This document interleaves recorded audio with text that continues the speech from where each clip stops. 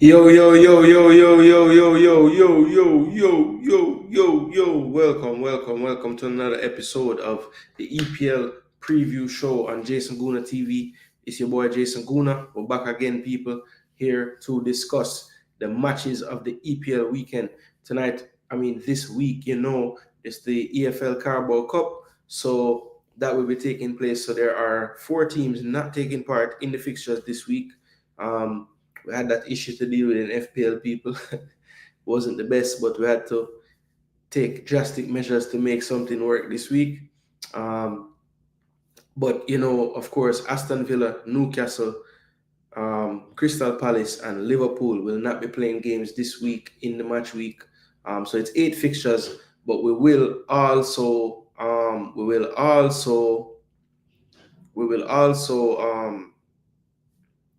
include the Liverpool Newcastle final in the predictions this week, people, just to make it a nice number of games to predict. All right, people. So up, RR, what going, bro? Guys on the you don't know the thing, go, bro. Big up yourself, RR. See if RR actually go. Enough week, me right RR, right all 4 or 5 scoring, and then I can't see RR no more. But my right name RR, see what I go on. Yeah, so we're back in the building, people. And we're not itch. Don't know, it's kind of in the hours of the night. So I want to get through the content. As I said, we have 8 Premier League fixtures, 1 cup final to discuss and predict as well. So we will go through all the games and end off with the cup match. Yo, yo, yo, yo, yo. Red Skull, 1 Red Skull. Big up yourself. In the building.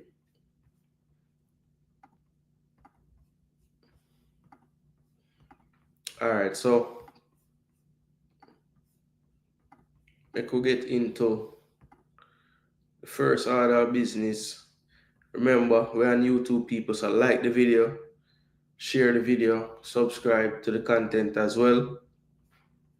Subscribe to the channel, I should say. Like the content and share the content, yeah.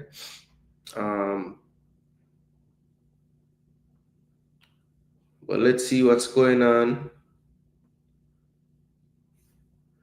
Let's see what's going on the injury news for all the teams. Bless up float management. Big up yourself. Adding float.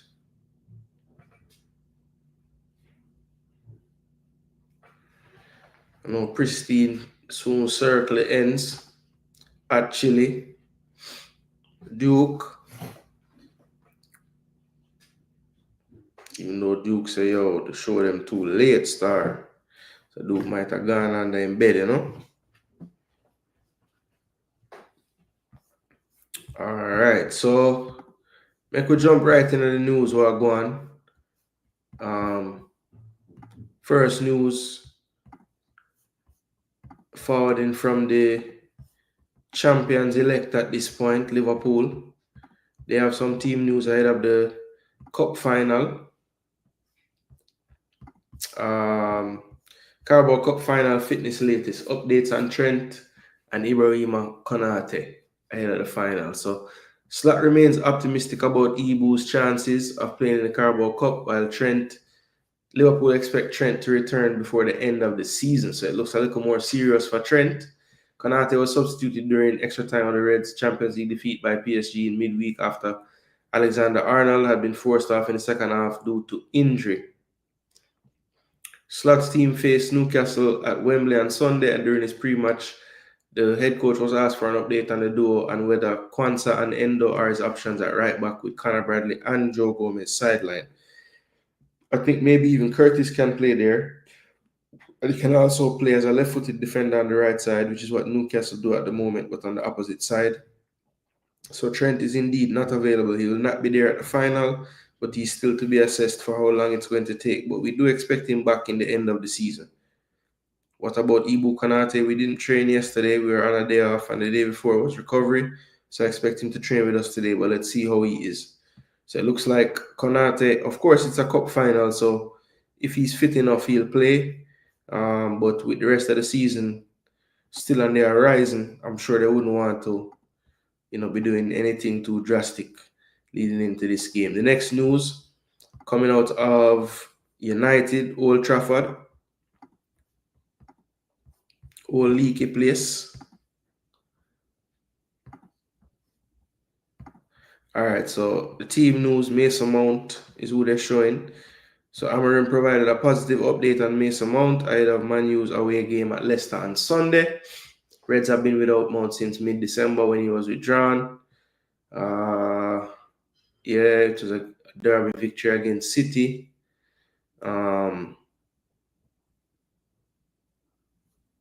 He returned to training earlier this week, and the boss revealed he could play a part. I think he's going to be on the bench. We will see, but we need every player, and if he's fit, I'm going to play him. He cannot play too many minutes. Just 5 minutes of Mason Mount is perfect. John, so the man said, a late sub. 5 minutes, the man said. I already said, I really love Mason Mount. I see him and I know how he suffers. He does everything right. He eats right. His physical aspect is perfect. He's trying too much, and maybe he's thinking too much about everything. He was European champion. He's a talent, and he's a really talented player. When a player does everything like he does, he will always have the support of everyone here in the club. So we will try to manage the load, and you already saw some players who have a lot of problems during one time in some moments. He can stay fit, and I believe a lot in Mason Mount, and we need players like Mason Mount. So, man, rate Mason Mount, brother. Amorim ruled out Lenny Yoro until April, while Maguire is also a doubt with the clash against his former club. Aiden Heaven played well as the left centre-back against La Real on his first senior start, and United also have Victor Lindelof to call upon. Manuel Ugarte, unlike Lindelof, was an unused substitute at Old Trafford, and Amorim could utilize the pair as well as the likes of Toby Collier and Christian Eriksen. All right. Let's see the Leicester team news. So they're close to having a fully fit squad. Ricardo Pereira was able to return from a long-term hamstring injury. I haven't seen that guy play forever in the Premier League. The Portugal fullback was introduced in the closing minutes for his first appearance since early November, and that was in their 1-0 defeat at Chelsea last week. Fatau is the only known absentee. He has a season-ending knee injury. Hudson Edward, Alva Skip, and Vestergaard should all be back. Yeah, so Leicester really need to do something here if they're going to challenge to stay in this league. And against Man U might be a good place to start, Next thing we're going to look at, people, is news from my side. The Gunners. Everybody that's tuning in, bless up, bless up, bless up, bless up.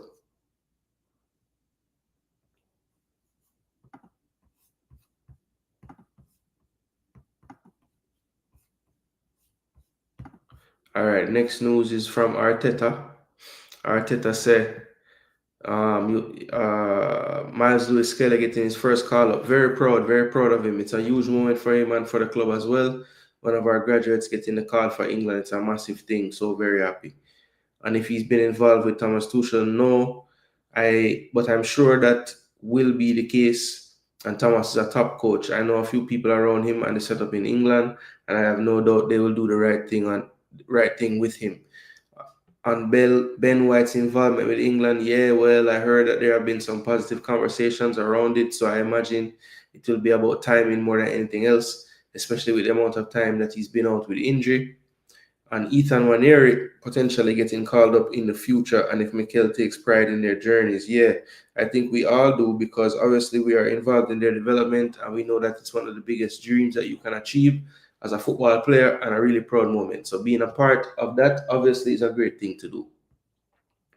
And if it's important to have an English core in our side, very important. I think culturally, I think because of our history and we're an English club, to have that DNA that represents us as a club, and then having a lot of academy players as well, I think it's something very, very positive. So very proud of it. And if there's an update on Bukayo Saka's injury, no, he's getting closer. He's stepping up and making very good progress, I would say. And having Real Madrid coming up in the Champions League, quite a fascinating draw. I think we're going to play against the club with the biggest and most history in the competition, and I'm very excited to play against them. But before that, we'll have to have big matches in the Premier League. And beating Chelsea 5-0 last year, I think it's going to be a very different game. I think the way they develop as a team as well is very impressive, what they've done on the coaching staff, the amount of talent that they have in the squad. So yes, a really tough match, but we had our best of luck, a big chance for us to win the game. And Raheem Sterling not being involved against his parent club, I think so, but it is what it is. We knew about that. He played well. He was contributing to the attacking goals that we scored as well, so very good. That's what we need, players in good form, in good spirit, good confidence, and certainly that performance is going to help him. And what this season has been like for Mikel mentally, yes. Man say yes. Day by day, to try to surround yourself with the right people that have the right expertise and can advise you to make the right decision. After that, unpredictability is a big factor in this industry, and you have to adapt to it. You can have an understanding of our way of doing things, and for sure things will happen, and you're going to have to adapt, but go into the next day. And how Ben White can help the squad during the rest of the season very much. He's been now involved for the last 2 weeks almost, and he's not reacting, so that's very positive. And we know Ben is a really important player for us. He brings something different to the team dynamic, and that's ready to happen.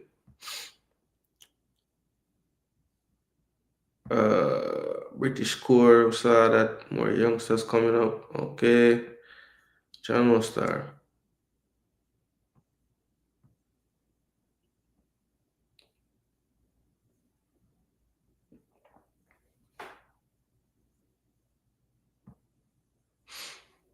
So I'm asking about Mikel Merino still playing striker.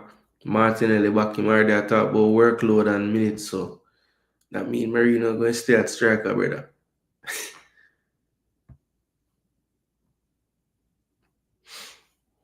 So then basically I asked him about Miles Lewis Kelly, but the one update we really want about Saka, and the man didn't really say much about it, just saying getting closer.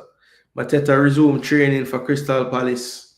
Madueke and Jackson could return after the international break. So that is the news out of Chelsea. Basically, after their win over Copenhagen, looks like all these players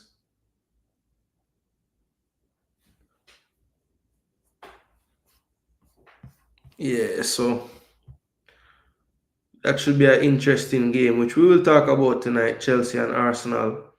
But let's go right into the fixtures for the week, people. No hitching. Yeah, man, let me just big up the chat real quick. Red Skull said, plan for murder some bridge boy this weekend. CC said, Gooner run the live them dry. Yeah, me do a squad live earlier, people. If you never see it, take it in, people. It's up on the channel. Take in the video, people. A good discussion about the press conference and thing. Yes, anybody will never get a chance to see it. Drop a like on the video, take it in, people. Some good content. Make some amount of cruff, says CC. Or you must loan out Rashford and keep this cruff. This manager is a hypocrite. Rashford has made the England squad since going to Villa. Amorim must be shame. Yeah, man, you have to put in the work, man. If you want good, you know what's for running. Bless up, Gigs. Bless up, Chile. What go on, bro? Bless up, Eddie.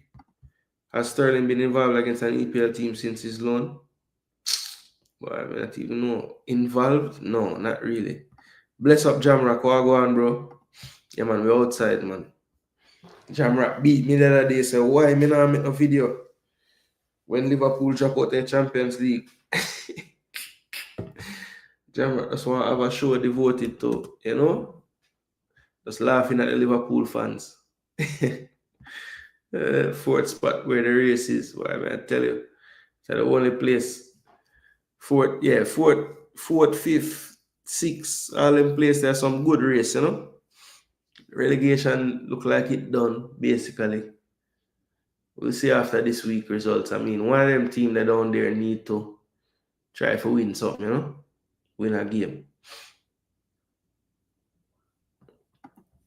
Yo, Chelsea doesn't have FFP And why are they spending so much money without getting Champions League? Chelsea sell some baller to do, you know. So the net spend, you have to pre the net spend. Let's see. Transfer market will tell us, people, exactly what the situation is. So I look on 24-25 and see what I go on. Market value 928.5 mil.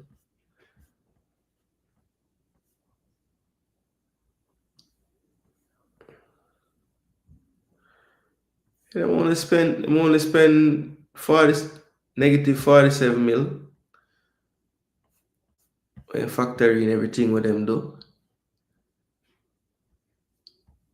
Buy Neto for 60, Joao Felix for 52, Dewsbury for 35, Jorgensen for 24, Kellyman from Villa. I don't even know where him there. 22.5 million them spent on him. Mike Penders, 20 mil. And next goalkeeper again. Anselmino, can't see him. 16.5 mil. Amogu, 15 mil. Renato Vega buy and sell. 14 mil. Or is loan him. No, them sell him to Juve. Caleb Wiley, 10.1 mil. Gone on loan. 6 mil for Giu. Free transfer Tosin, loan for Sancho, all them people there. Then the departures now. Them sell Matson for 44. Sell Gallagher for 42. Sell Lewis Hall for 33. Sell Lukaku for 30. Sell Amari for 23.5. Angelo to Saudi League for 23. Casade them get 13 mil fee him. Yo. Them get a 6 mil loan fee for Disasi, 5.5 for Felix, 4 mil loan fee for Vega, 2.5 mil loan fee for Carney Chukwumeka. Yo, them are the business, bro. Net spend. Alright, I know I'm not show it on the screen.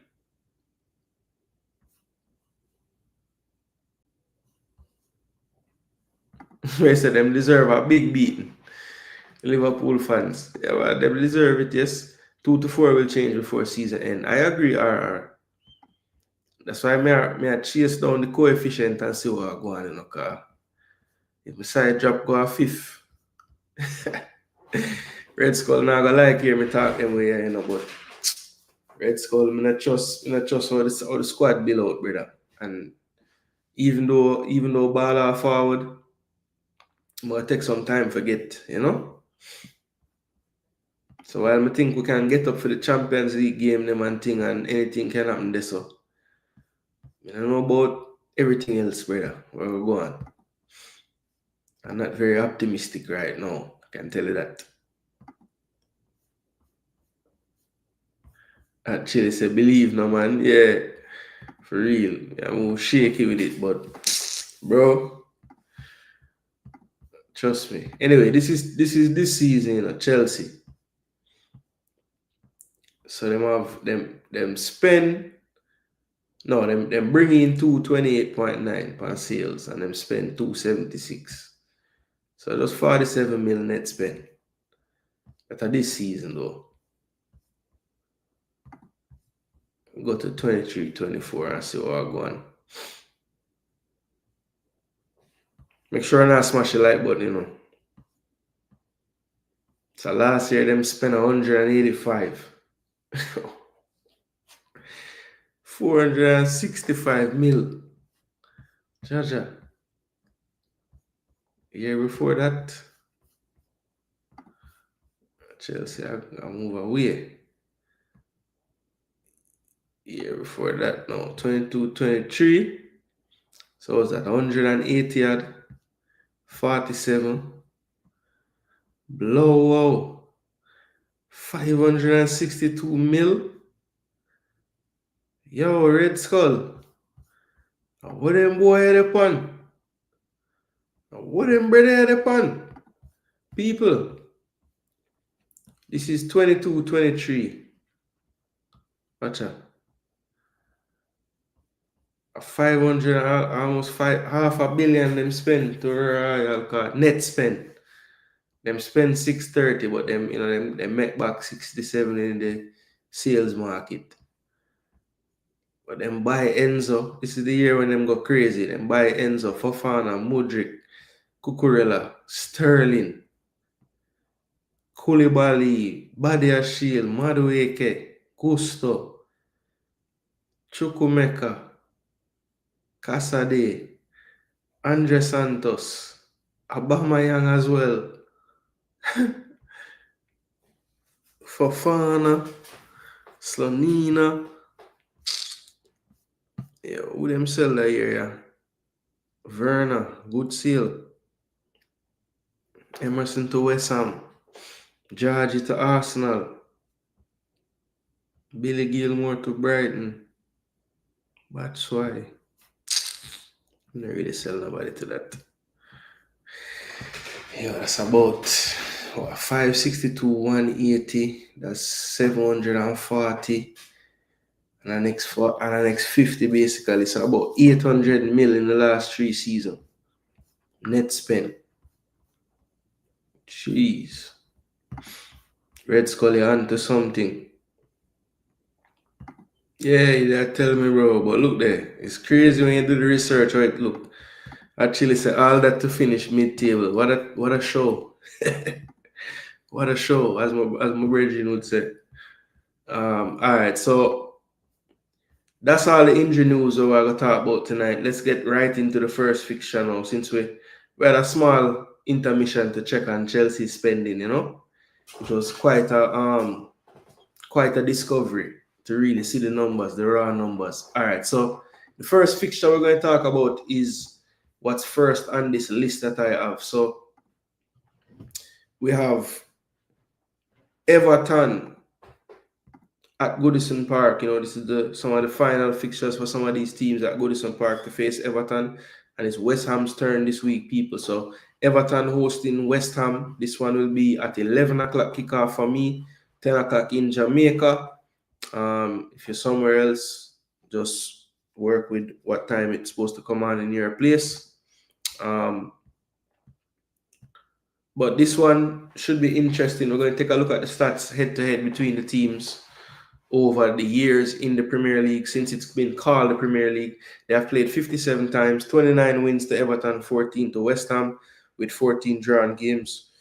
The last time they met earlier this season, it was a 0-0 fixture at the London Stadium. This time will be on Merseyside. Everton hosting this fixture. Recent form for both teams: Everton unbeaten in their last 5 with 1 win and 4 draws. They have draws with Liverpool, Man United, Brentford, and Wolves, with a win over Crystal Palace. And then West Ham, they have 2 wins and 3 losses in their last 5 games, losing last week at home to Newcastle. They'll look to bounce back against Everton and hand David Moyes his first loss in quite a few games. Of course, they had back-to-back wins before that against Arsenal, big scalp away from home, and also turning over Leicester 2-0 as well. So a little more stingy in defense lately, giving up no more than 1 goal in their last 5 fixtures. So that's something that is new for them, or no more than 2 goals, I should say. They gave up 2 to Chelsea in that fixture when they lost away. But yeah, Everton, West Ham should be a decent game. I think 2 teams that definitely are on better form than they have been throughout the season. They are right beside each other in the table in 15th and 16th position. West Ham have 2 more wins. Everton have 6 more drawn games. 4 more losses for West Ham. Goals per match, very, very even here, 1.14 to 1.11. Goals conceded, though, big edge to Everton, the more stingy defensive team, 1.25. Goals conceded per match. 9 clean sheets to Everton, 6 to West Ham. Chances created per match, 1.57 for Everton to 1.43 for West Ham. You see the biggest wins and worst defeats for both teams on the screen. And then goals, both these teams with no prolific goal scorers this season, really.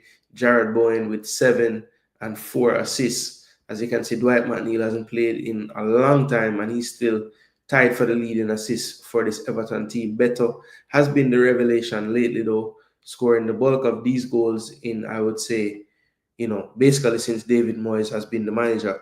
Ilman Endai, he has been out lately and will continue to be out, and that is a big loss for them. I think he definitely stopped the momentum of Moyes in terms of winning fixtures. They still have found a formula to make sure that they're getting points, at least a point from games.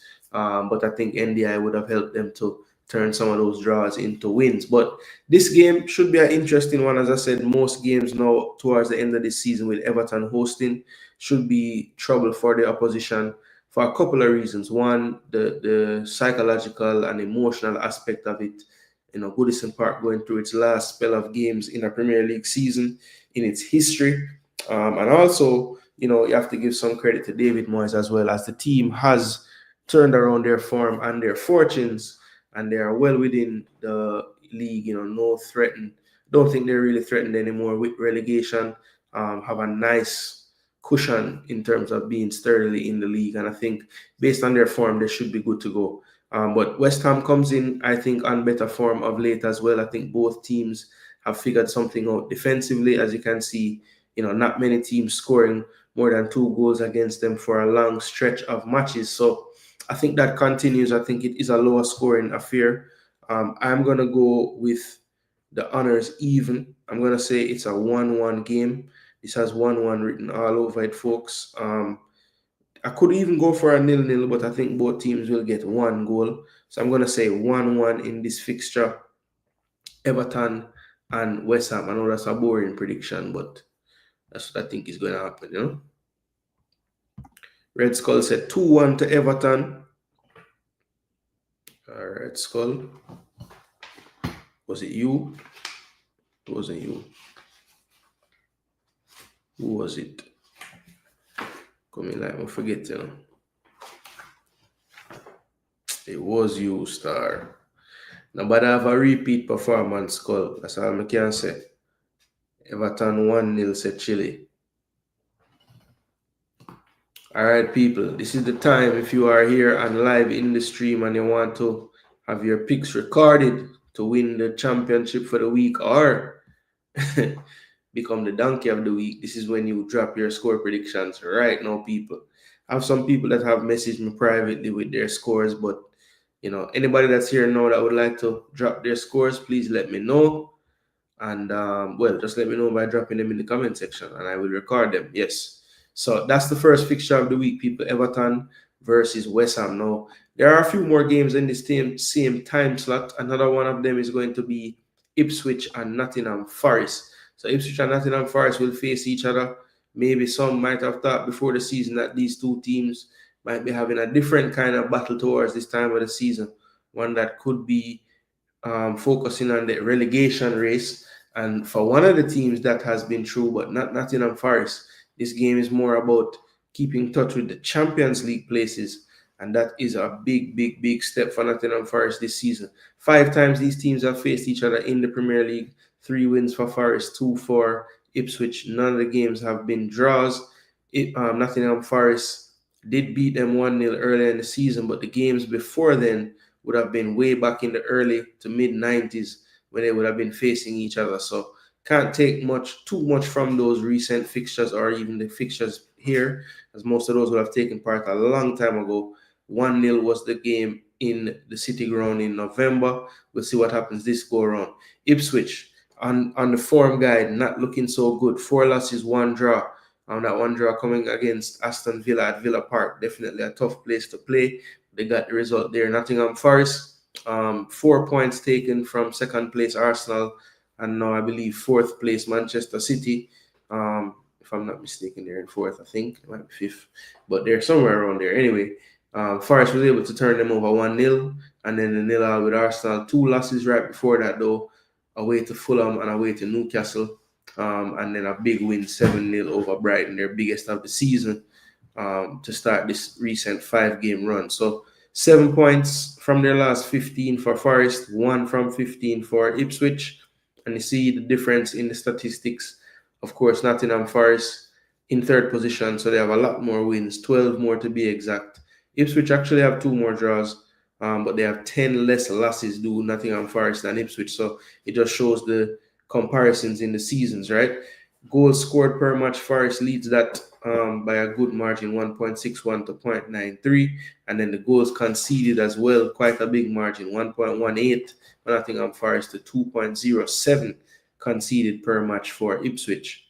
12 clean sheets for Nottingham Forest. I think that leads the Premier League or is joint top, I believe. And then 2 clean sheets only for Ipswich all season. Chance created per match, Ipswich not bad, 1.29, but 1.71, another better stat for Nottingham Forest. Then we have top playing stats for both teams. 18 goals for Chris Wood. Liam Delap deserve a big shout out. 10 goals for this relegation team. That's a good showing. And then assist-wise, Elanga leads the way with 8. So that is basically the statistical outlook of the game in terms of form guide, how they played against each other in the league. So that should give us an idea what we want to do with this pick. I believe that one of these teams are just on a mission right now. I think Forest has the belief after playing these recent games, especially. They know what kind of caliber they can produce and who they can compete with at a high level. So yeah, I think Nottingham Forest continues that streak of just getting the job done. I'm going to say they actually keep a clean sheet too. I'm going to say 2-0 to Nottingham Forest.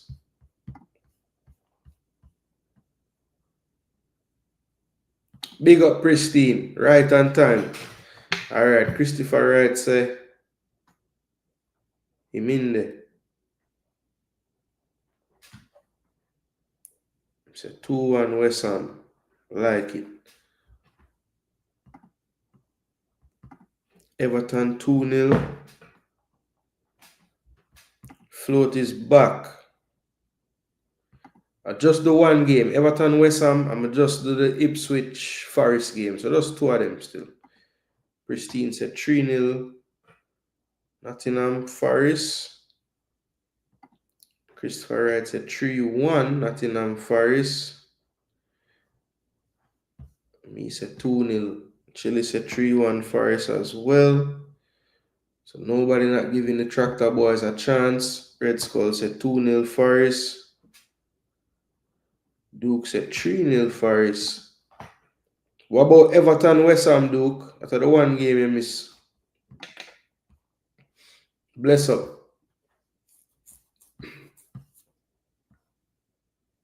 Forest 3-0. Okay, I'm say that already. West Ham 2-1. Alright. So Duke will go for West Ham in that game. Alright, so I think that's everybody float. Soon drop theme on them. Alright, so let's move on, people. That's the Ipswich Nottingham Forest fixture. We'll see how that one goes. Alright, so Man City Brighton. This should be another good one. Don't know how they plan to have 2 games at one time on USA, but not sure which one them planning to put on for real. But in this fixture, this should be a good one, a cracker, people. Brighton has been on good form of late. City we thought was going to find their stride, but they have had another little blip lately for them. Of course, domination for City in the Premier League. 12 wins to only 2 to Brighton and 1 draw out of the 15 matches played. But Brighton did get their scalp earlier this season at the Amex, 2-1 in November. I think Joe Pedro. Yeah, I knew Pedro had one of them. And then Matt O'Reilly got the second goal from the Pedro assist. Yeah, I knew Pedro had a hand in both of them. I remember this game. So yeah, that was the first fixture, people. Now this one, the form guide will tell you the story. So 4 wins on the bounce for Brighton after a drubbing at the hands of Nottingham Forest 7-0. They had back-to-back clean sheets and then back-to-back 2-1 victories over Bournemouth and Fulham, 2 decent form teams right now in the table. Then you have Man City's form, they've lost to the second place team, Liverpool. They've lost to basically first, second, and third, and beaten Newcastle, who I think at the time was in fourth, and beaten Spurs, who I don't even know what their place is. So that's not really relevant to this little thing I was doing. But 2 wins for City in their last 5, and 4 wins out of 5 for Brighton. So both teams, I wouldn't say both teams. I would say Brighton on the better form going into the game. But City looks like they're doing last win, last win, last win. So if they continue that trend, this should be a win. So we'll see how it go, people. City still in front of them in the table, though, 5th position. Brighton in 7th. City have 14 wins, Brighton 12.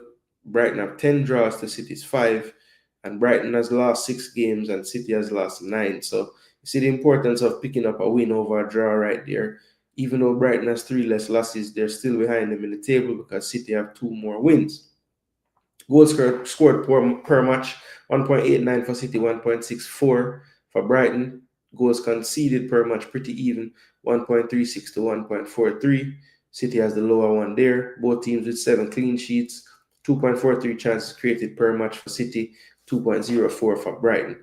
You see the biggest win and the biggest losses of the season right there on screen. Haaland leads the way with 20 goals. João Pedro, after a lot of time out, on 8 goals. Foden on 7. Assist leader is Savinho, and Kevin De Bruyne and João Pedro with 6 apiece as well. So that is the stats and the form guide and the history of this fixture. What do you guys have to say for yourselves at the Etihad? Can they get it done? It will be very important to see. I think this should be one of the better games on Saturday. I think both teams play styles that lend itself to entertainment on a football pitch, especially the fact that you know that Brighton is going to get up in your face. You know that Pep and them are going to take their chances passing the ball. How does that play out? I think it makes for a game that's a bit more entertaining, I would think, if the statistics and the way they play, not the statistics, but if the way they play kind of does what I think it should do, then I think it should be an exciting fixture. The first one was exciting, the 2-1 win by Brighton. I don't expect anything different in this matchup, but I do expect it to be a little different in terms of where they're playing the game. I think that's going to play a factor. The Amex was rocking. I think the Etihad will be doing the same. I'm going to say, grudgingly, a 2-1 victory for City this time. So reverse the result at the Amex in favor of themselves. I said 2-1 to Manchester City, people. 2-1 to Manchester City. Actually going for the draw. So the City man is going for the draw, 1-1. Christopher Wright agree with me, said 2-1 City. Man City 2-1 to Pristine. So if this actually happens, Skull agree with the result, but he's going 1-0.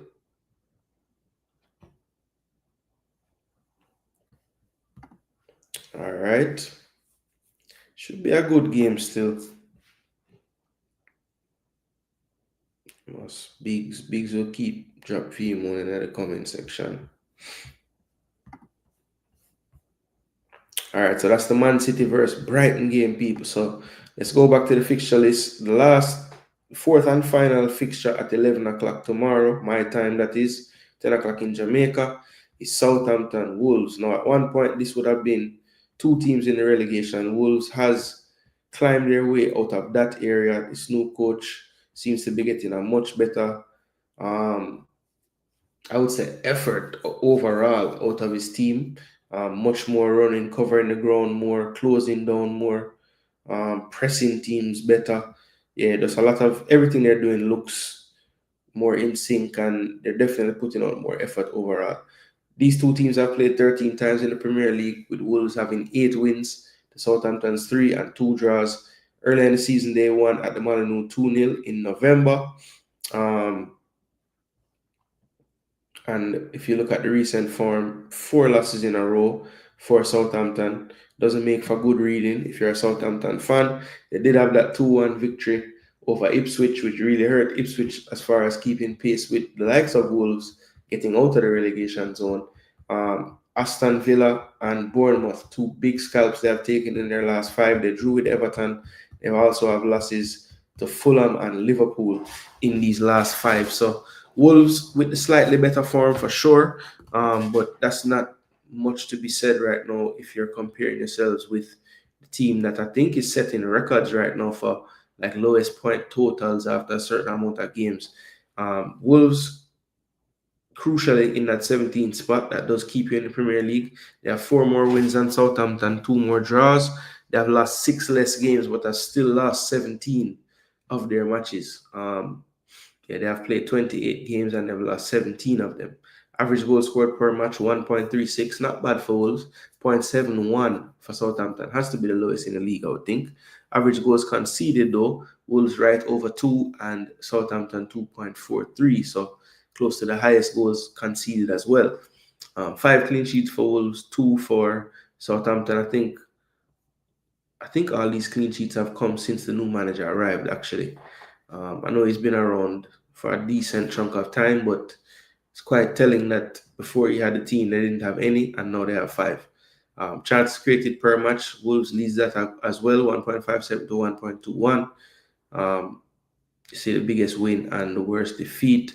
Cunha, don't piss me off by being on the screen. We know you're out because you had to take you in the FA Cup. Can't believe you did that, star. But all Wolves players in all the attacking areas just showing Southampton's toothlessness in the season so far. I think that continues even without Cunha. I think they have, replacements that can get the job done against Southampton.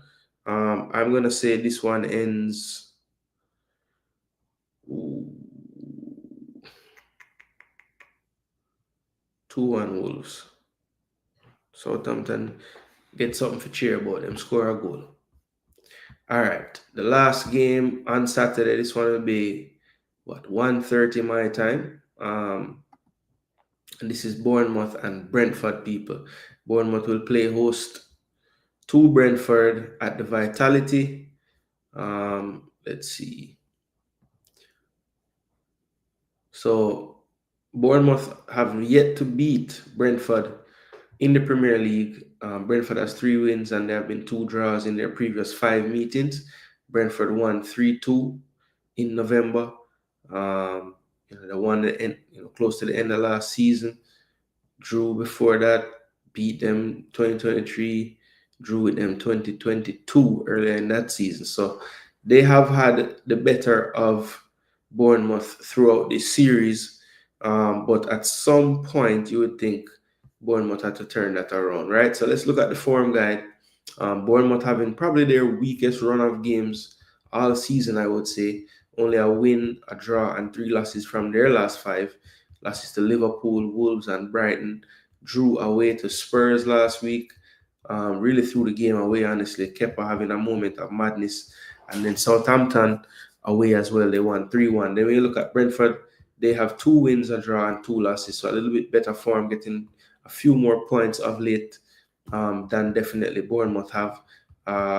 Wins against Leicester and West Ham.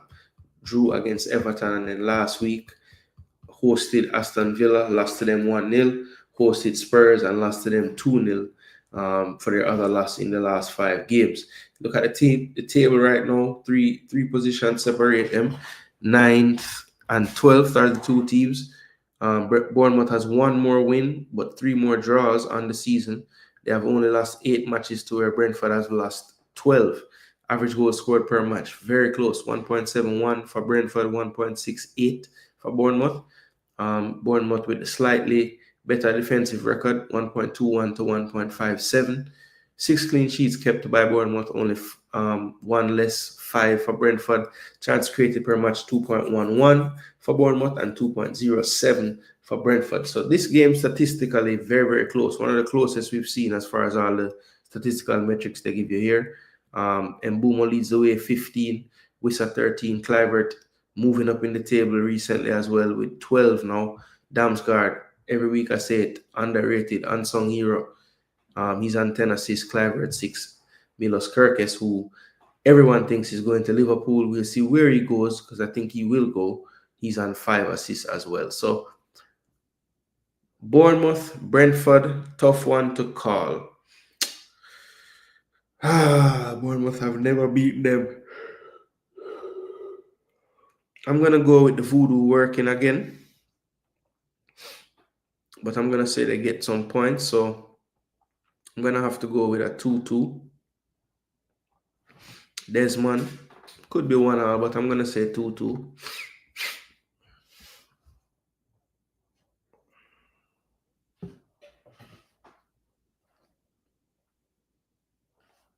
All right, so Red Skull said 3-1 Wolves.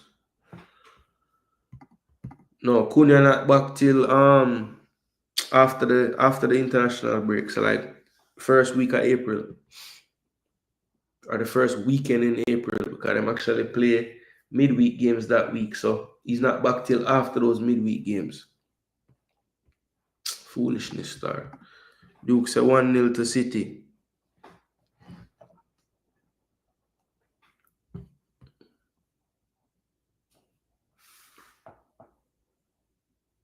Christopher Wright.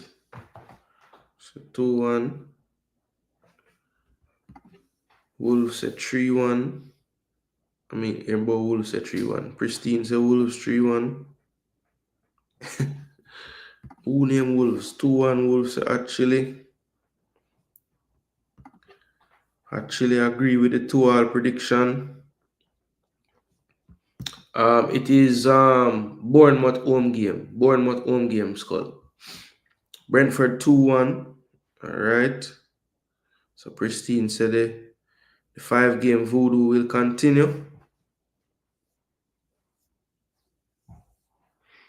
Yeah, crucial question still, you know. All right, Duke, you missed Southampton Wolves and Bournemouth Brentford.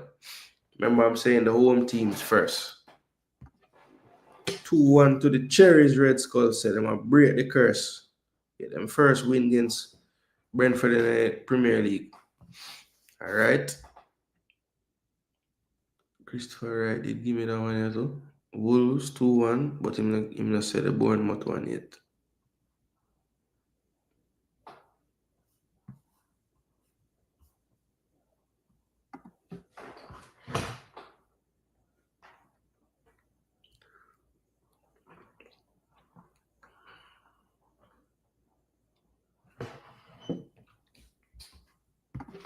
Christopher Wright said 1-1 for that one.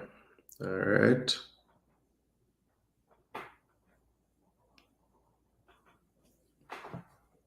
Should have 1-1, Mr. You know. I'm gonna keep it. Stay with your first instinct, you know? All right. Float, I drop them now. So Float say 1-1 West Ham Everton. 3-1 to Forest. 2-1 to Brighton.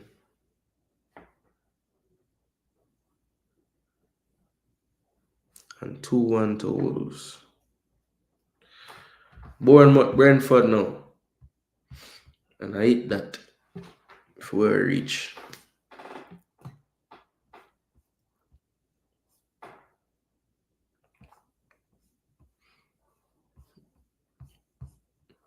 Yes, people. So that is it for the Saturday fixtures. So that's going to be a total of 5 matches.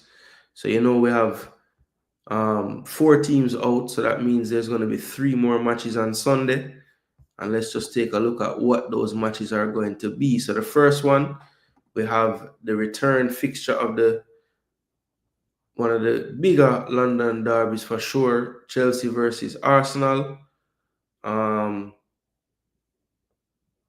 Arsenal will be hosting them this time, so I should really say Arsenal versus Chelsea. This is the head-to-head over the years. 65 matches played, 26 wins to Arsenal, 20 to Chelsea, with 19 drawn games. The first meeting was a 1-1 draw at the Bridge. And this day, if you remember, Martinelli got that first goal, and then Pedro Neto responded about 10 minutes after to make it 1-1. This game was an interesting game still. It was kind of even. I would say it might have been fair for this one to go down to a draw. This was in another patch of time for Chelsea and Arsenal, to be fair, where I think there was a lot more confidence in the team. I would think even at this current stage when we played this game, maybe you could argue Chelsea would have had more confidence. But the performance is there, the stats are there. Very even, tight game. Chelsea had 4 more shots, but the shots on target were the same, 3-3. Yeah, so decent output from both teams there. I thought it was a good game. Maybe a bit cagey for some people's liking, but I think it was tactically an interesting game. That's the history of it. These are the more recent games. Of course, someone referenced in the press conference for Arteta, 5-0 the last time we played them. The time before that, 3-1.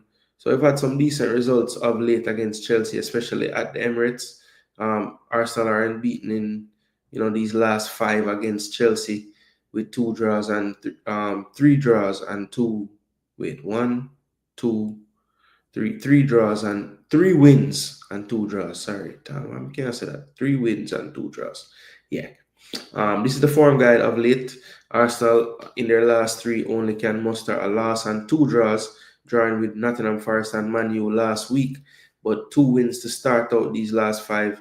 5-1 win over City, 2-0 away from home. Leicester, that's the game where it looked like we were headed to a draw late. Marino scores 2 off the bench, and we've never looked back since with striker. Yeah, no, we've gone winless in the Premier League in those 3 after that Leicester game. Chelsea, on the other hand, having a decent run going into this game, 2 wins, but maybe some will point at the fact that both of those wins and a win over West Ham would have come against teams, in 15th or below or 16th or below. 2 of those being pretty solidly cemented or placed right now in the relegation zone. Then we have the 2 losses forward into teams that are on paper a lot better. They lost away to Villa, away to Brighton. 2 tough fixtures, but they weren't able to get anything out of those. Arsenal, I don't even think it matters. We lost to West Ham, beat City, beat Leicester, draw with Forest, draw with Man U. So we have played all areas of the spectrum of teams in these last 5, and we're getting a mixed bag. So, Chelsea have a slight edge with 9 points. Arsenal with 8 over the last 5 fixtures. But the table looks like this for both. Second place for Arsenal, 4th for Chelsea. 15 games, 1 for Arsenal, 14 to Chelsea. Arsenal have drawn 3 more games and lost 4 less. Average goals scored per game. Chelsea's just edges this 1.89 to 1.86. Our average goals conceded per match, 0.86 for Arsenal, 1.29 for Chelsea. 10 clean sheets for Arsenal to 6. Chance created per match, Arsenal does create a little bit more, 2.64 to 2.57. And of course, Arsenal score less. So that has a lot to do with the conversion, the no striker, it all ties in together. You see the biggest win and the biggest loss on the season for both teams. This is the stats. Saka hasn't played for 8 years, and he still has the most assists between these 2 teams. Cole Palmer and Enzo right there with 6 and 5. Then the goals, Havertz with 9, Jackson with 9. We won't be seeing them, but we will be seeing Cole Palmer, who has been stuck on 14 for a bit longer than he would have liked. So Palmer is overdue for a goal contribution for sure, but hopefully he waits 1 more game because we really don't need it this week. Arsenal will be hosting Chelsea, as you know. This particular fixture, I think, is one that maybe with the league table being what it is, I don't think it should take anything away just because the places, and you'll see when I show the table in just a minute here, how tight all of these areas really are in terms of the teams and their positioning. So, one bad spell of matches, you look at the recent form of both these teams, if they were to get 2 more losses right now, Chelsea, it could spell doom.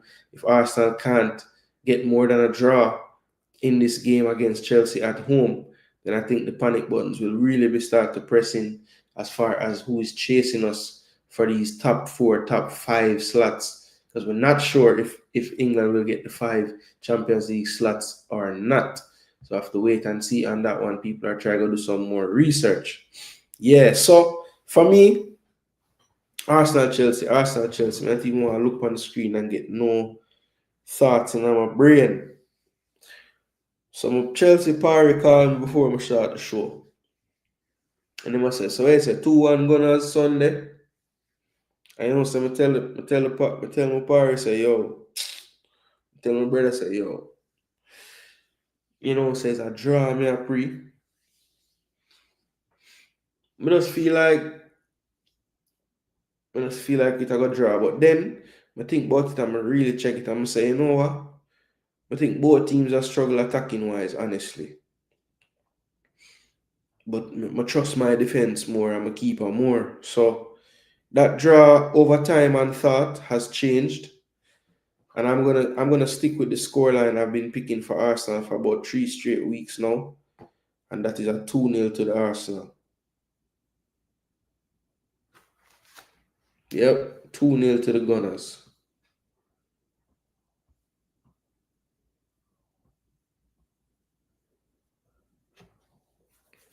So RR coming dropping scores like a real madman. So let me see RR.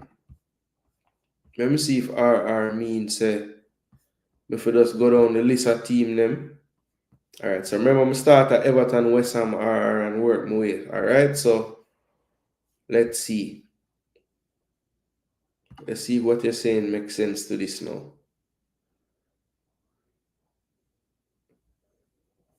Alright, Float, give me the Brentford fixture. 2-1 to Brentford. Thank you, Float.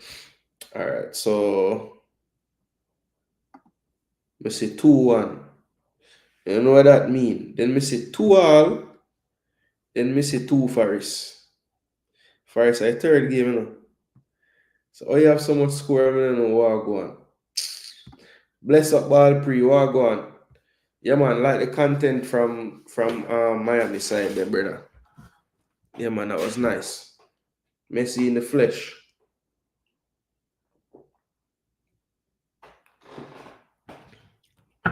Cheers, everybody. The beverage day, I get warm on the table star. On the desk. 3-1 to the Arsenal, says Red Skull. Yep. I get a win, brother. Chelsea will make some mistake. Red Card FC 2-1 says Chile. See if we can survive a game without getting a red card. Wish Saka was there to smoke them boy. Yeah, man. Saka taking time forward for the Champions League, my boss. 2-1 to the Gunners, says Float. I did him like Messi and now. Load management. 1-0 to Arsenal, says Pristine. The only way England's get it top 5 spot if Arsenal and or Villa get qualified in the next round. You think I'm gonna need the both of them for reach it? Maybe still, no. Duke's at Arsenal 2-0 as well. Oh, go on. Duke not like neither one of them team there still. Alright, Duke. Floats at 2-1 Gunners. We'll get that. Fix up everything where you're right, brother. Come in and know what it's supposed to mean. And the man said 2-1, 2-2, Forest. Unless you're saying West Ham 2, Everton 1, and then 2-all for the Forest game. That's how work it way go through. Christopher Wright said 3-2 to the Gunners. Alright. Locked team. Oh, only one English team. Okay, that's why I said and or. Okay. Well, Villa play PSG. We have played Real Madrid, so tough. 2 tough fixture that, But let's see. Fix up the thing, brother. I'm not overs way I say. Alright, the next fixture, people, 9:30 kickoff as well. This is gonna be Fulham and Spurs. From Craven Cottage, yes, in London. I think Fulham is what? West London to be exact. So it's 35 matches played. Spurs dominating with 19 wins, 8 wins to Fulham and 8 draws. There was a draw earlier in the season at the Tottenham Hotspur Stadium, 1-1. That was in December. The form guide looks like this. Fulham, 2 wins, a loss, a win, and a loss. Spurs, 3 wins and a bounce. Then losses to Man City, or a loss to Man City and a draw with Bournemouth 2-2 at home last week. So far this season, you see 10th and 13th, and Spurs is the one in 13th position. Only one more win for Fulham, but they have 5 more draws. That's kind of why they're so far apart in the table, even though the wins are so close. Fulham only lost 8 times to Spurs, losing a whopping 14 times. So literally they've played 28 games and Spurs have lost half. Average goals scored per match, 1.96, 1.46 to Fulham, but Fulham with the stingy defense, 1.36 to 1.46 for Spurs. Oddly enough, Spurs do have 2 more clean sheets, 6 to 4, and chance created per match, Spurs over 2, 2.14. Fulham just under 2, 1.89. And you see the biggest win and worst defeat on the season for both teams. Top player stats, Jimenez leads the way with 10 goals. Brennan Johnson, James Maddison both with 9. Anthony Robinson with 10 assists. Son working his way up that assist leaderboard now with 9. James Maddison with 5 on the season.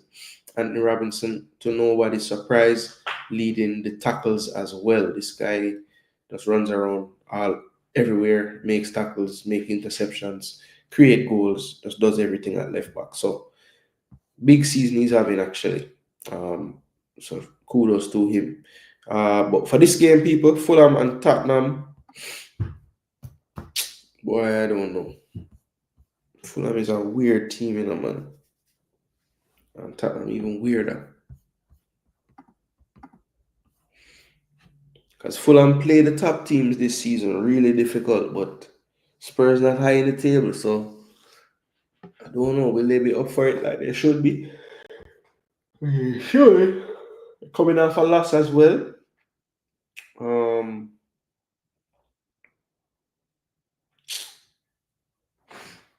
Nah, pick Spurs, brother. Spurs for good. 2-1 Fulham. Bad mind pick. Pristine 3-1. Pristine's a 3-1 Fulham. Actually, say 2-1 Fulham. UEFA Europa League are foolish. With this new format, because team like Spurs and Man U will have an easier chance to win trophy. I prefer the new format, but with the losing team that drop out of champion. Oh. You don't want them just to straight Europa again. I mean, never really love when the Champions League team them dropping in Europa, brother. It don't make sense. If you drop out a competition, if you just drop out, brother, stay there. But then the Man U and Spurs now winning them Europa League. You don't have to worry about that. Spurs 2-1. Neither one of them will win that. Spurs 2-1. All right, Duke. Lucky in the Spurs 2-1. If you write it the right way, then Fulham on the left. Spurs on the right. So 2-1. Should write the 2 properly. No problems. Get it right. And say Man U winning that blowout. Right, we shall see. League show. Be in Europa League. Can't have Man U and Spurs win trophy this season. Them nah win, bro. Nah win. Neither one of them team there win that trophy. Them, I can promise you. Take it out of your mind, Skull. And Duke, take it out of your mind too. So it looks like Leicester and United going to play all the way at 3 o'clock on. What? So why them play the game so late? This can't be right. Maybe it is still, but that's so strange. Anyway, Leicester hosting Man U, as you can see, and as you probably would expect, dominated in the Premier League history. 35 games played, 22 wins for United, 4 wins for Leicester, and 9 drawn games. United won this one 3-0 in November over Leicester. 3-0 last season as well. 1-0, 1-1, and 4-2 Leicester 2021 King Power. Last time Leicester was able to turn over Manchester United. Can they do it again on Sunday? We will find out. But the form wouldn't make you think they can. They have lost 5 in a row, some 4-0s in there, 2-0, 1-0. So that's 5 straight fixtures Leicester have not scored a goal, people. 5 games, no goal. That is mad. Man United, 2 losses, 2 draws, and a win. Their 1 win coming against relegation threatened Ipswich 3-2 at home. They drew with Arsenal 1-1 at home. Good result for them. 2-2 away at Goodison. Maybe at times they would say this isn't a good result, but I think the form Everton is in and under Moyes lately, that's not a terrible result to go there and get a 2-2 draw. And then 1-0 loss to Spurs, 2-0 loss to Crystal Palace. So United not really tearing it up, but boy, it can't get any worse than Leicester's recent form. Then we look at the position in the table. Leicester in the relegation at 19th, Man U in 14th now. 9 wins for Man U to 4 for Leicester. 7 draws for Man U, 5 for Leicester, and 12 losses for Man U out of 28 games. And 19 losses for Leicester out of the 28. Average goals scored per match, 1.21 for Man U, 0.89 for Leicester. Average goals conceded, 1.43 for Man U, 2.21 for Leicester. 7 clean sheets for Man U, 1 for Leicester City, and chances created just under 2, 1.89 for Man U, 1.36 for Leicester. Bruno Fernandes leading goals and assists with 7 apiece. Vardy with 7. Diallo on 6 goals and assists is out, and Ndidi with 4 assists should be available to play this one. Last Premier League game we're going to talk about tonight, people. Leicester versus Man United. I don't think that Leicester can do a damn thing, but I'm going to say they get a goal because Man U just like to give goals to people. But I think Man U does win the game, so I'm going to say 2-1. I was going to say 3, but I'm going to say 2-1. So 2-1 seems to be a popular score for me tonight. Let's see what the people think about the scores. Float dropped his Fulham fixture. He said 2-1 to Fulham. Oh, okay. So they might get the Carabao Cup them time. That make perfect sense, Red Skull. That make perfect sense. 2-1 Fulham. Yeah, I knew there had to be a reason. I'm like, bro, why them shoot out that game so far? Christopher Wright said Tottenham 1-0. I think that's the first one that has gone for Spurs, and Duke as well.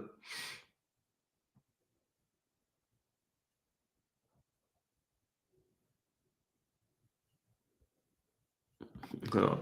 So Red Skull brief them get through certain round, and I'm at forward black. Okay, Skull. So yeah, pre.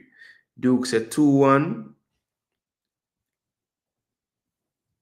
And then he's changed to 2-0 Man U. Alright. I don't know why him feel like me know who him go for. Man just put 2-1 first and not put no team. Boy, actually say United 2-0. Clean sheet continues for teams that play Leicester. You get a clean sheet. 2-1 United. Says pristine. Man U 3-1. Wow. Christopher Wright say them dead.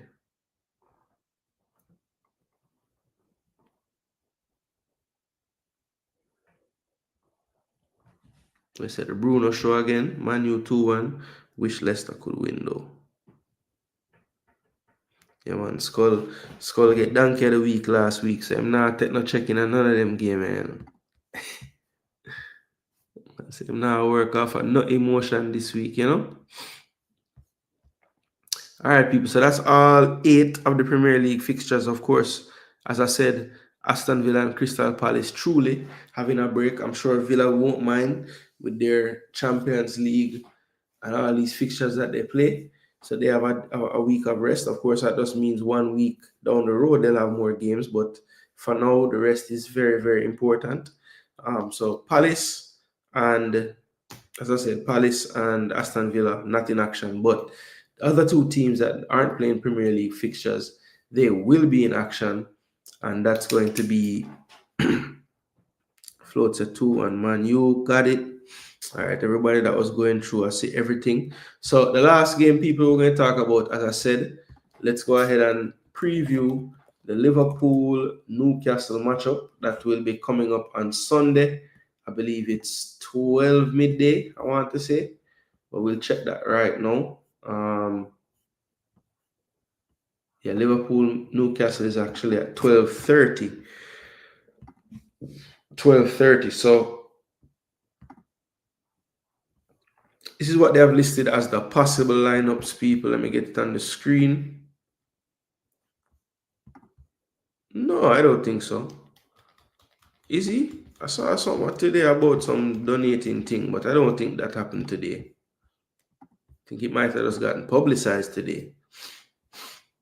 All right, so this is the possible lineups, people. Nothing confirmed until Sunday, of course, but this is what SofaScore thinks will be the starting lineup. They're usually decently accurate on these things. Of course, you don't see any Trent. He's injured. They are assuming Konate will get through. I agree with them. I think if he's fine, he will play. Virgil van Dijk, Robertson, Kwanzaa on the back line. Could he go with a Simicas? Maybe not in the final. Let's see. McAllister, Gravenberg, Soboslai pretty much can pencil in those guys in the midfield of late. Then you have Salah, Diaz, and Jota is what they went for here. We'll see if that's what the coach goes with as well. Nick Pope in goal, Shar and Burns, big ups, did get his call to England. I think that's actually deserved. He has been solid for a good little while now and just have never gotten the chance. Tino Livramento and Trippier will be playing left back. Livramento definitely a right footer, but typically can play either side. Then we have Tonali, Bruno Guimaraes, Joe Linton. Good midfield trio. I think balance each other out really well. Then up front in the front three, you have Harvey Barnes, one wing, Jacob Murphy, the other wing, and then you have Alexander Isak up front doing the damage, right? So that is the potential lineups. As you can see, the outs for both teams: Trent, Joe Gomez, Connor Bradley. I think Tyler Morton was listed as coming back. Then you have Lewis Hall, Sven Batman, Jamal Lascelles, and the big loss. And what you might have been looking for on that screen is Anthony Gordon. It seems like every time these guys make it to a final, one of the big players are out due to suspension or injury. This go around, it is Anthony Gordon. Big loss for them, I think. Definitely a part of anything good that forwards in the attacking third. If Isak ain't involved, then Gordon had something to do with it. They don't have that player, so they really need the likes of Murphy and Barnes to step up. I think Barnes is more than capable. Sometimes I wonder about his I don't even know what to pin it on, but he just has a big range of performance. It's not very steady. It's either really out of the game and not influencing the game at all, or he's just causing havoc, you know. So no, I don't know. You don't know what you're gonna get out of Harvey Barnes, but on his day, it's very impressive, you know. But those days are just few and far between. On the Liverpool side of things, I think it's gonna be interesting what kind of mind frame the players have. Of course, they would have had the disappointment of dropping out of the Champions League in front of their own fans. Virtue of penalties, so I don't think they should feel like, you know, they didn't give a good account of themselves or anything of that nature. But, you know, dropping out of the Champions League can do something to you psychologically. This isn't a Premier League game where they're kind of cruising. Right after that, this is a big cup final. And they're facing a team that, you know, I think at this stage of their development as a team are probably a little bit better equipped to handle the moment of a final like this is. So let's see if any of that know-how they would have gained over the past few years, getting Champions League experience and everything. That is Newcastle. That is, you know, how much more ready are they for the challenge of a Liverpool in a cup final? I think that that will help them. I think they definitely, Liverpool would look at this attacking what they have to on display attacking wise, and know that they have to be switched on. Liverpool is susceptible in transition sometimes. Slot has definitely calmed that down. And also, that Kwanzaa is a more defensive-minded player over there. Maybe that is a good thing with the likes of Harry Barnes probably going to start on that wing, or if he was available, Anthony Gordon. So, but how much does that affect Mo Salah's play and how he's getting the ball? We'll figure all these things out on Sunday. But now is the time, people. It's a bonus match this week, the cup final between Liverpool and Newcastle. Drop your score predictions. Now, if you guys believe it's going to be a draw, you don't need to tell me the penalty score, but you just need to tell me draw and so win on penalties. And that way I can put the draw and put a little letter by the team and I know what you went for. Because basically the 3 scores you can get, there's 4 different options. A Liverpool win, they win, Newcastle win, and then a draw Liverpool, draw Newcastle. Yeah, basically that's how it can go. Red Skull say, I can't bear the Liverpool fans to win both trophies. So in that case, he's going for the 3-2 Newcastle. My gosh. So Red Skull has spoken. 3-2 Newcastle. Boy, Skull, me can't stand for see it neither, but we're going to see it. Sad to say. I think Liverpool going to win to Royal card, man.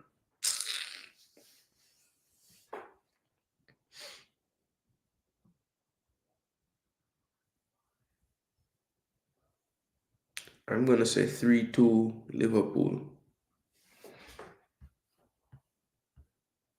If Nunes got the finishing line, what Salah or Jota go, he'd be a dangerous centre forward. Yeah, if he had better finishing, that's a fact. Pristine say, not even so close. 2-0. Alright. So 2-0 to Liverpool. Yeah, man, dropping the scores for the Carabao Cup quick and fast. Christopher Wright said 2-1 Liverpool. Newcastle 2-0 said Duke. Alright, so a couple gone for Newcastle. I think 3 so far gone for Liverpool. Float said 3-1 Liverpool, so that's 4-2. And actually, let's see if he's going to make the gap larger or shrink it.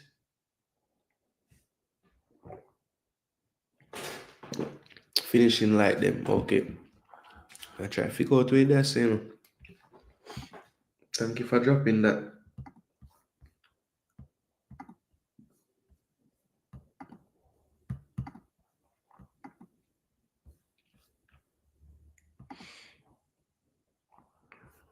I would like stay on the video, people. I don't know, people forward and pass through. Whoa.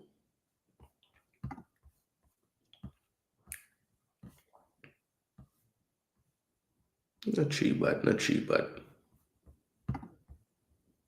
Not the best, but I can work with it. Can work with it. Alright. I think that's everybody. Just Hot Chili alone, I see film cup final score. That's almost everybody. Yeah, people, what time now? 11:36, boy. I think we're gonna reach them levels there, Furious I show Them time there, people. Man's gonna drink off them beer.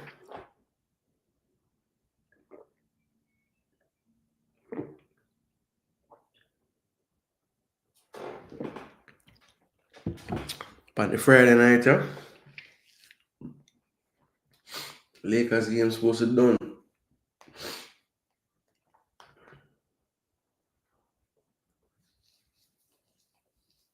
See what I go on. But them say no Luka, no LeBron.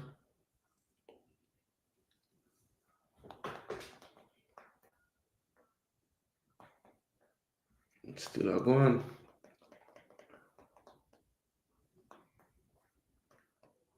Yeah, that thing I lag some man.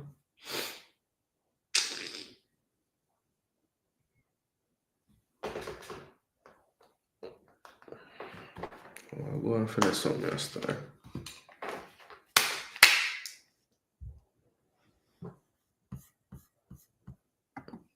Thought and gems them Chelsea buy. Which gems them buy so? I think Lavia good still. I mean, clearly he have some issues with his fitness, but I think he's a good player.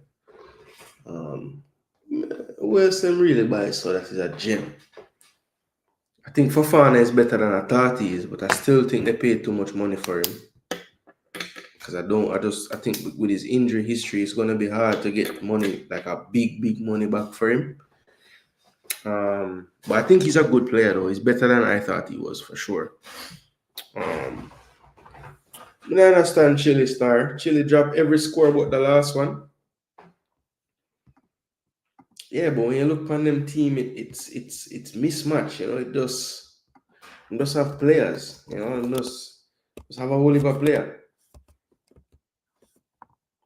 Even though at points this year it was looking like it might can't work, but you have the opposite issue to Arsenal. The man them build them defense terribly. Like how we build we attack like some madman. And a lot of the midfield parts too. So a Chelsea team, this way squad there. Where is it? Is it? Okay, here we go. So we are pre the squad now.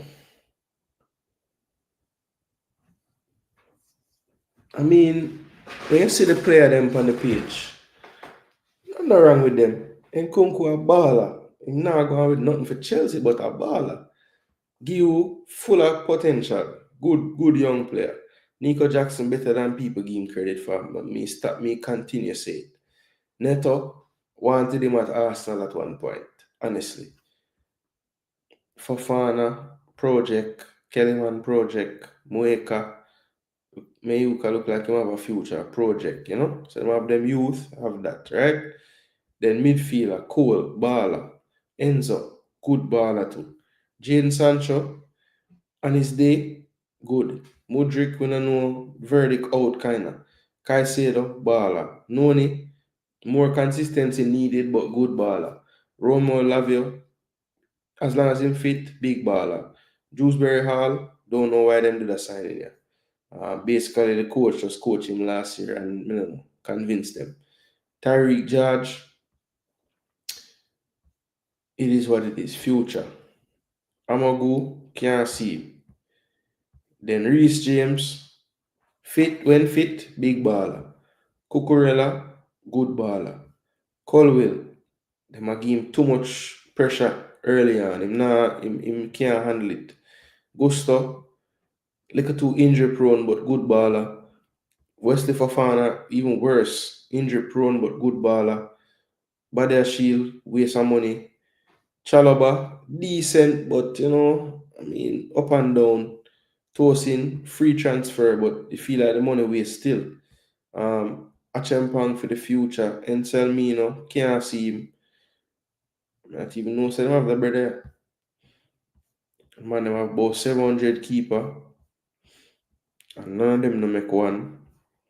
So yeah, just the defense and the goalkeepers. It's like, what the heck gonna doing? Them have Slonina on the books, never use him. Them fair blood that you there. Them a joke around with Sanchez and Jorgensen and a flop them bench this one, start this one, bench this one, start this one. Premier League table. Liverpool have them extra game. Villa have them extra game already. What the Crystal Palace and the Newcastle have a double game. Yeah. The thing they have to think about, you know, people. Fantasy.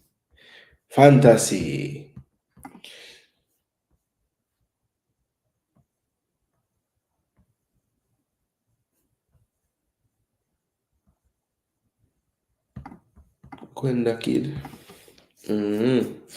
But yo, people, at them time, you know, all the people that will take part in the picks and everything, respect is due.